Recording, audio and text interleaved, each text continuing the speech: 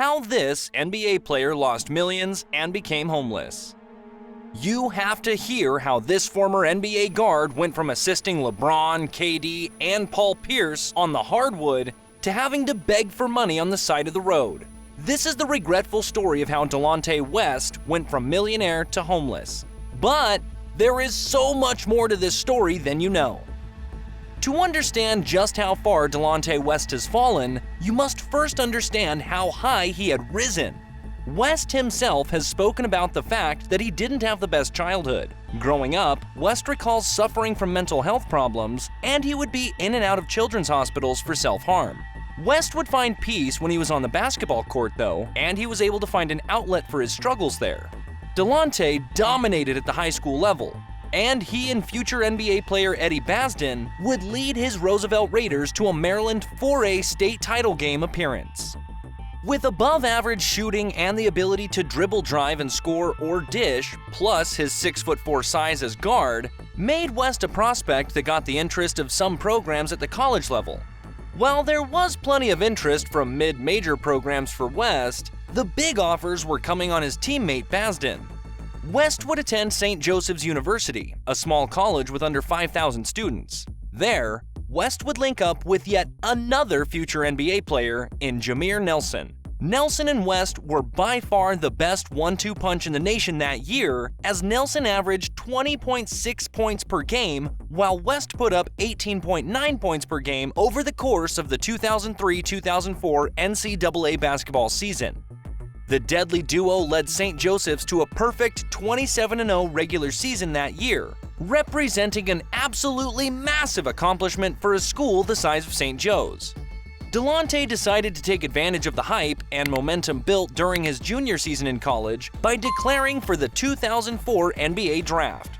His risk paid off as he was picked up by the Boston Celtics with the 24th overall pick, making him an NBA player.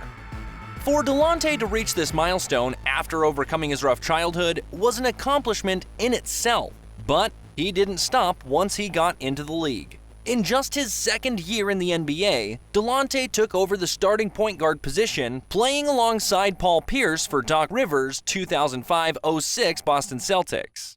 West averaged 11.8 points, 4.6 assists, and 4.1 rebounds in his second season. But Boston was not even close to being a .500% team with West at the point, so things had to change. West would be in and out of the lineup for the 2006-2007 season, and he would be traded following that season in a deal that brought legendary shooter Ray Allen to Boston, a move that would propel the Celtics to the 2008 title the next year. As for West, he would end up on a struggling Seattle Supersonics team that had just picked up some skinny kid from Texas with the number 2 overall pick in the 07 draft by the name of Kevin Durant. Ever heard of him? West and Durant weren't teammates for too long though. Delonte would be traded halfway through the season, and he'd end up alongside LeBron James in Cleveland. This would be where West played his best ball and made the biggest impact. West would again take up a starting role and would be an essential piece of LeBron's first real contending team, the 2008-2009 Cavaliers, who went 66-22. West started in every one of Cleveland's 14 playoff games that season, and he was up for the big moments. He averaged 14-plus points in the opening 2 series, and his 42.2 minutes per game average was the most on the team, surpassing even LeBron. Unfortunately for Delonte West, this was as good as it was going to get in his basketball career. The arrival of Anthony Parker would demote West back to the bench, a tough blow despite all that he had been able to produce in the previous postseason. West's career would begin to nosedive during that 2010 season, a season in which crazy rumors began to leak about an alleged affair between Delonte West and Gloria James, the mother of LeBron James. While these stories have never been proven fact or false, the amount of traction that they picked up was detrimental to West's public image in Cleveland.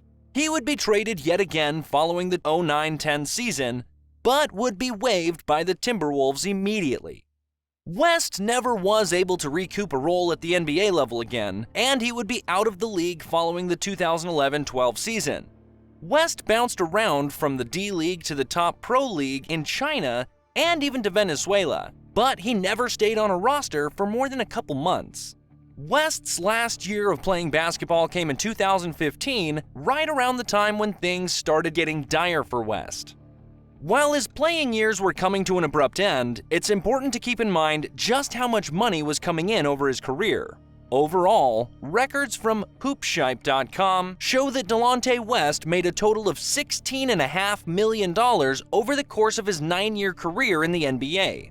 West made $900,000 or more every year of his career, with his largest contract payout of $4.25 million coming in 2009-2010 from the Cavs after he had become such an instrumental part of the squad the year prior.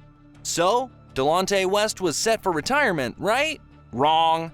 Despite the big paydays, West had gone broke. West has since revealed that 2 of the biggest reasons for his financial woes were the fact that he struggled with substance abuse and that he used a significant amount of his money earned in the NBA to provide for his family members and close friends with homes and other luxuries they were unable to afford themselves. No matter where the money went, it was clear that there was none left. In 2016, a number of viral videos and pictures of Delonte began hitting social media platforms.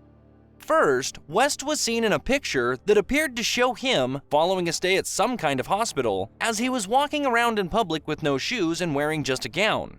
Just months after this incident, West was captured on video panhandling on the side of a busy street in Maryland. These sad images shocked the basketball world, and it was assumed that West, someone who had made millions in his career, was now homeless.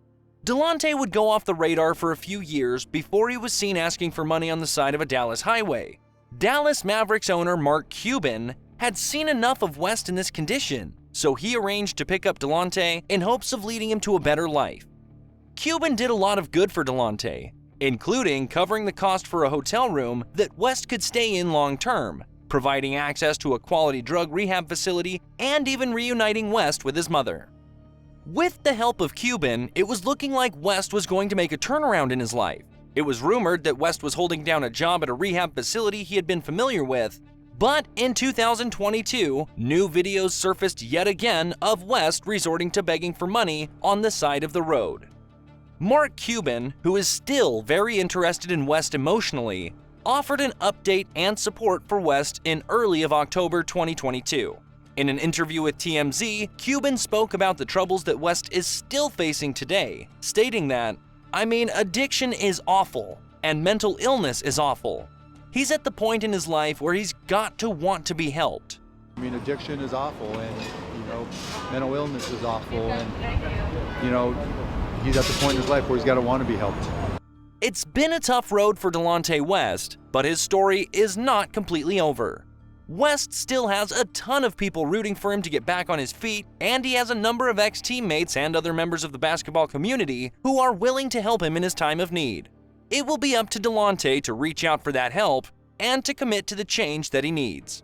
So, do you remember West during his playing days? Let us know your thoughts on Delonte's story in the comments down below.